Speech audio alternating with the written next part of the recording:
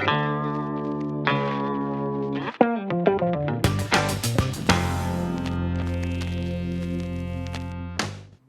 there YouTube, my name is Chuggy, and today I'm bringing you at the request of, I think it was Freedom23, sorry if I got that wrong, yet another full-length, 20-odd minute or so I think this one is, as well, Conquest match from Battlefield 3. I'm playing Caspian Border as you can see, and today I'm going to be mucking around in helicopters some more.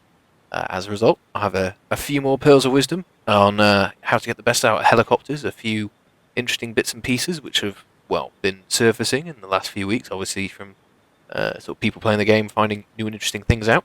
A little bit of perhaps talk about the incoming patch for consoles. In fact, it's already on PC and 360, I understand. So talk about what's going to be changed there, and a little bit of update news. Who knows what happens if I've got time? We'll see. Anyway. So without further ado, and I'll say this now, this is yet another one of these ad hoc things I do from time to time. I don't really have a plan of what I'm going to say where, so we'll see what happens. Helicopters. They can be incredibly powerful if you use them properly, and obviously there are two types, well actually no, like three types of helicopters in Battlefield 3 which you can have a go with. You have your scout helicopters, those being the Little Bird and the Z11W, the attack helicopters being the, I think this is designated the Viper in this, I just call it the Super Cobra, the American Super Cobra attack helicopter, and the Russians have the Mi-24 Havoc, and then you have the transport helicopters, and I cannot remember the name of those to save my life.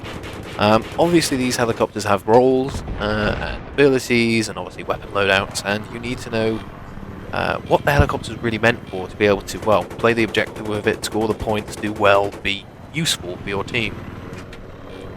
Today I'm going to be mainly talking about the attack helicopters because, to be honest, there's a little more variety, a little bit more you can do with them. I do have a sneaky little loadout for the scout helicopters, which I've come across online. I didn't come up with this, I've found it, and it's an absolutely devastating setup, so I'll come to that in a second. But first of all, the attack helicopters. How do you use them?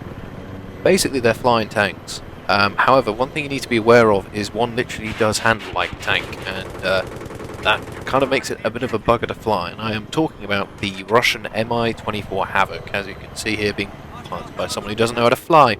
The Havoc handles like an absolute dog, really does. It's very slow to turn, to descend, to ascend. All around, it's compared to the Super Cobra here. I'm going to carry on calling it Super Cobra. It's an absolute pig, and there was speculation initially when the game came out. People sort of realised this, that it must have some sort of advantage over the Super Cobra to make up for that. And it was initially believed that it was, it could take, it's better armoured, it could take more of a beating before being disabled, catching fire. Actually, as I've done here. And keep this in your mind, this little incident, I'll be talking about it later. So yeah, there was kind of discussion, it must have some sort of advantage like that, but mind you, people have kind of been proving that that's not necessarily the case, in terms of the armour anyway. I think that it's got a certain something to it. Certainly I've got, I've been able to get away with more shenanigans in the Havoc, in terms of, I've, not sponged rounds, but certainly, I've taken more 50 cal fire from tanks, that kind of thing. There's something there to balance it out, but be aware that when you're flying the helicopters, first of all, that they are different, and it's most noticeable, obviously, in the sort of attack helicopter class. So, whereas the Super Cobra is incredibly nimble and agile, and as you're going to be seeing, I have been flying and continue to fly fairly close to the ground. I can do that because I have faith in the helicopter, knowing that it will allow me to do that without me, necessarily flying into the floor. Having said that, you are going to see me flying to the floor in a minute, so that's that. So how do you get the best out of these helicopters? Well, part one is you need a gunner, and things are made a lot better if you can talk to them in real time, be it over VoIP, Skype, TeamSpeak, whatever it may be, whatever you're using. And when you can do that, not only can you sort of call out targets to each other, help each other, but you can start to coordinate your sort of loadouts, your weapon loadouts. For example, my gunner here, Matt, and actually I should mention this, obviously I'm playing in a squad here. This is the Formula 1 crew, if you know them by that. Matt here is my gunner, and we have doubled up on IR flares. You might gonna go and say, well, that's an utter waste. You could be carrying something else instead. Well, yes, that's completely true, and if you want to play like that, you're completely welcome to. But what we've got going here, and this is nothing new, is basically we are calling out locks and flares. So for example, I get locked on, I say, right, I have the next flare. And essentially, when you're locked on by, AA, Stinger, Igloo, whatever it may be, other helicopter, you'll have kind of two phases, well actually three phases to that lock. So part one is kind of this bleeping, this, you're being locked onto. Then you have the solid tone, that is, you have been locked onto.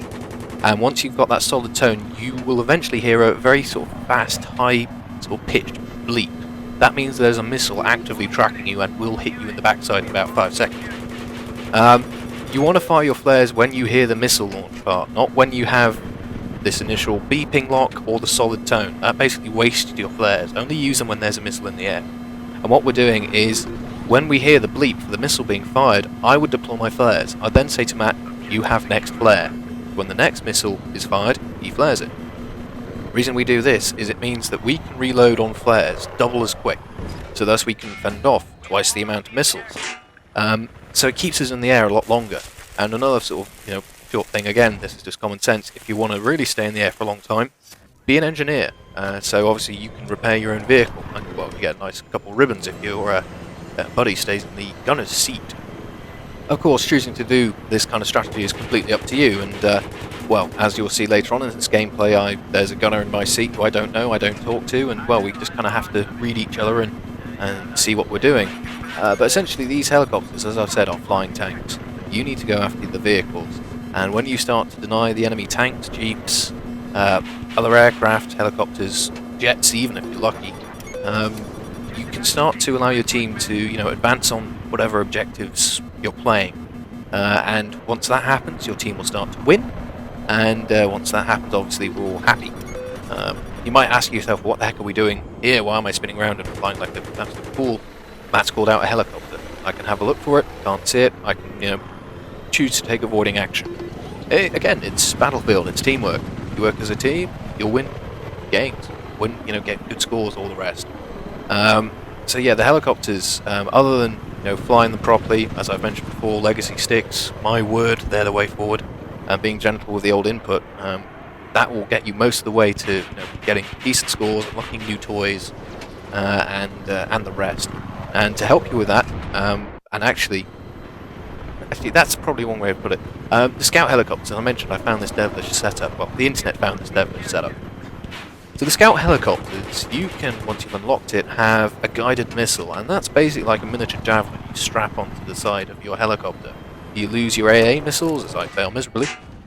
You lose your AA missiles as a result, but you keep your chain guns, and basically it means you can lock onto vehicles, and on some maps, canals being one, especially if you're in the little birds on the US side to start, as I cut about a bit out here as I just jump into the helicopter once it respawns. Yeah, if you're in the American side with the little birds on canals, so many enemy vehicles, you can have an absolute field day. Problem is that the missile's kind of weak. You need 2 or 3 passes to destroy a vehicle completely. Well, when I used it, it seemed a bit of a waste, to be honest. However, someone put 2 and 2 together and got beat.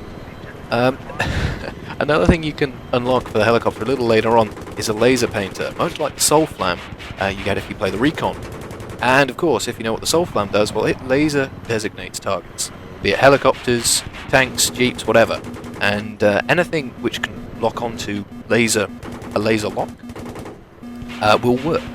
And you can fire even if you don't have line of sight. Well, obviously, in the Javelin's case, it's going to fire right up, fly along, and drop down on top of the target.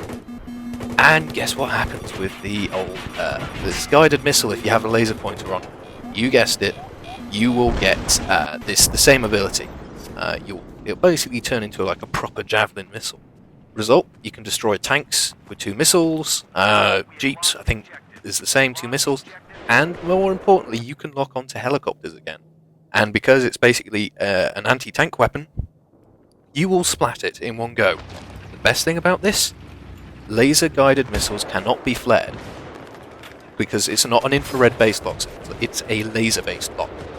Now remember I called out a moment where I had, I've been locked, you heard the high-intensity beep, I flared, but the missile still hit me. It was one of those missiles.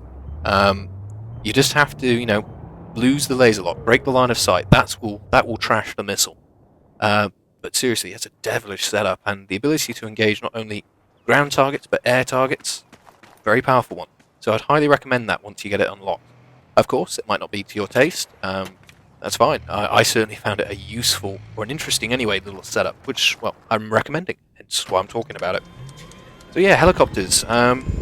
Teamwork. Once you get a decent gunner, you can talk to them, you can start to work together, you will be dealers of death. You'll rack up the points, get to the top of the scoreboard. However, obviously, to be useful, you kind of need to be attacking the objective. And as you can see, I haven't been exactly very successful with flying the helicopter. I've been barely taken down by a Stinger, or an Igla, whatever. I guess it would be an Igla since they're Russians we're playing against. And basically, the team has stalled. As you can see, a second ago had no bases. We've taken A at this point, we've taken B. What do you do in these situations? Well, to be honest, at this point, it's kind of beyond what you could do. You have to start getting creative at this point to try and save it. To avoid these kind of situations, you need to read the battlefield. In my, to be honest, I wasn't doing that at the time. I was more focused on trying to grab the helicopter, so I wanted to get some flying time in. Basically, you need to be able to read the battlefield, see where your teammates are, see where the enemies are, and try and work out who will be going where. And to that degree, figure out where vehicles will be going, all the rest. And obviously, flying the helicopter, figuring out where the vehicles are, that's where you need to be to stop them. Essentially, the enemy team, they did a great job. They absolutely caught us completely by surprise and took all the bases. And what you, well, maybe not, it's so easy to see, it's basically we're all running the same way. All heading to A, heading to C, maybe heading to B, in my squad's case as well. And it's so easy to defend against an enemy who you can expect to be there. So essentially, if you're ever in this situation, get creative, right? Go for the furthest flag. I've mentioned this before. So what, eventually the team does is we go for D. And once we have D, we kind of, put the enemy off their stride a bit. They have to send people around. Once you start to fragment the team, the enemy team, you can start to break through. So that's what you do when you get into this situation. How do you avoid, that's what you do when you want to get out of this situation. How can you read the battlefield to avoid getting in this situation in the first place? Just read the battlefield. I've kind of already alluded to that, I guess. Just see where the enemy are coming from. Try and understand where they'll be heading to, because then you can best place yourself, take the loadout which will best do damage to them. And once you have those sort of two bits together, you can start to slow them down and turn them around. And essentially, if you ever get to the situation where you have an enemy sort of locked down, you have all the flags on the map, and you get them stuck in the spawn, 9 times out of 10 they will just sit there because they won't know what to do. And once you get to that phase, well, you've pretty much got the game wrapped up. So yeah, it's a subtle thing which you kind of have to watch out for. And when the time comes that your team is trying to get around the enemy, you got to give them all the support you can give, be it air, land, or sea. So again, a little piece of advice there to help you out. Now, another thing I did mention was battlefield in terms of patches and all the rest. Obviously, is it round 1? No, round 2 I think. There was a sort of day 1 patch, if I remember correct. Yeah, round 2 has appeared. Well, there's been a few controversial matters, and actually it's somewhat on topic, and probably one of the most controversial matters has been that of the Stinger and Igla nerfing. Essentially, obviously previously, pardon me, you would need 1 Stinger, 1 Igla to knock, say, a helicopter out the sky, helicopter or jet, and then you would need 1 more to, kill it, basically, out and out destroy it. No more in this patch. Now, I must admit, I haven't played the game yet, but early reports which I've seen on the old internet, they've been severely nerfed, probably over-nerfed. And, well, to be honest, I would not be surprised if there was a patch in the very, very near future putting them back to what they were. And this is another prime example of, people shouting their mouth when they don't particularly realise what's going on yet. As I must say, kudos to this engine, or this chap, I should say, for stealing my helicopter. However, if you ever get this kind of scenario, kill the guy fixing the helicopter first, then there's no enemy threat. You see, I just blew his helicopter out the sky, deserved teabag. Anyway, back on topic. This is an example of people who just complain off the bat because they can't get something done. as we've seen, as people have used the helicopters, jets, they've unlocked the countermeasures. The Stingers, the Iglas, they're completely fine. You just need to, use your brain, carry the right loadout to counter them. No problem. However, because so many people were sort of complaining initially when the game came out, in my eyes, from what I've been reading, if it's true, over-nerfed, completely and utterly. So expect those to go back a bit, well, not disappointing from DICE. I mean, they were only doing what people were saying or asking them to do. But yeah, it's one of those things where I guess they just had to let the game play out, see how people worked with them, and obviously, this being DICE, agreed with players that perhaps it was a little much initially, but I would not be surprised in the very near future if we see the damage on those missiles going back up. And obviously another, well, I guess it's kind of related piece of DLC is obviously back to Conquest, which I am very much looking forward to. I must say I'm absolutely loving Battlefield 3 as sort of a multiplayer game, as you can no doubt tell from my previous videos. But essentially, back to Conquest in December. Obviously, PS3 player, I get it a week early compared to PC guys, and well, I know the PC player not too happy about that. Deal with it. Essentially, I want to know in advance what you'd like to see. Because obviously, a week's advantage over other platforms and the rest. I'll be able to put out perhaps a video or two before anyone gets a chance on PC or 360. So be it weapons, maps, that kind of thing. I have a bit of experience with a couple of the maps. I did play BF2, although not very much. Yeah, anything in particular you'd like to see, give me a shout, and I'll do my best to try and put something together. Personally, from what I've played, especially with Strike at Conquest, it's just such a balanced, interesting map. Grenade, chucking was perhaps a bit much, but with the way that things are in BF3, I don't think that'll be a problem. Plus destruction as well. Plus the L85A2 and the L96. British weapons, obviously, bizarre. Let's kick some backside with some fine British weaponry. Anyway, I think that pretty much wraps up everything I want to talk about Battlefield, which is great. Pretty much almost on time too. Some little mini updates. Well, first of all, if you are a 4-player F1 co-op watcher, obviously from Tom Jakes' channel, with any luck, this video will be going up on Thursday. You'll be seeing the final race, Sao Paulo, this weekend, the same weekend that the actual race happened. I will say this now, it's not really a spoiler, it's a 50% race and it's a cracker. It really is, it's probably the best of the lot. Well, I certainly enjoyed driving it the most. Anyway, so yeah, expect that this weekend. It's a really terrific little race, very challenging conditions. I won't say any more, Tom will kill me. And speaking of things after that, well, we're all working on something, and I must admit, Tom especially has put in a heck of a lot of effort, good effort, I should say, into what's coming next. I won't say if it's Season 2 or if it's something completely different, but what I will say is this. It's something which, well, it's, what shall I say? It's a game which is all very dear in all our hearts. It will be more 4-player co-op, and if anything, it will be more entertaining and more good fun than F1 was. So yeah, I think I perhaps have let the cat out too much. We'll see. Don't worry. All will be revealed this weekend.